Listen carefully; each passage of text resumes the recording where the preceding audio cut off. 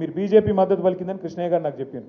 BJP మద్దతు పలికితే BJP కింద పార్లమెంట్లో బిల్లు పెడితే ఎవరు ఆపుతారని నాకు అర్థం కాదు. మేము ఓటేయమా, కాంగ్రెస్ ఓటు ఓటేయడా, ఎవడాపుతాడు? మద్దతు పలుకుడు అంటే ఇక్కడ కాదు కదా. ఒకసారి మోడీ గారి దగ్గర తీసుకుపోమన్నారు బీజేపీ వాళ్ళకి చెప్పరు, మేము కూడా వస్తాం. మోడీ గారి దగ్గర అపాయింట్మెంట్ ఇప్పింది, మేమందరం వస్తాం. మోడీ గారు ఒక్కసారి అనుకుంటే దెబ్బకే అయిపోతుంది. తెల్లారి బిల్లు పెట్టచ్చు, స్పెషల్ సెషన్ పెట్టచ్చు, బిల్లు పెట్టచ్చు, ఒడిసిపోతుంది. అంటే నేను అనేది ఏంటంటే ఇక్కడిక్కడ కొట్లాడుకున్నాడు, ఇక్కడ యుద్ధాలు చేసుడు, ఒకళ్ళ మీద ఒకళ్ళు మాటలు చేసుడు, పొన్నం ప్రభాకర్ మమ్మల్ని తిట్టుడు, మేము ఆయన తిట్టుడు, పొన్నం ప్రభాకర్ మళ్ళీ అడ్లూరు లక్ష్మణ్ తిట్టుడు మధ్యలో ఇవన్నీ ఎందుకు ఊకే? అల్టిమేట్గా ఏంటంటే రాహుల్ గాంధీ గారు మోడీ గారు వాళ్ళిద్దరికిన కరెక్ట్గా ఉంటే, వాళ్ళిద్దరికిన కరెక్ట్గా అనుకుంటే ఒక్కటే ఛాయ్ కప్పు ఛాయ్ తాగే లోపల ఒడిచిపోతుంది పని.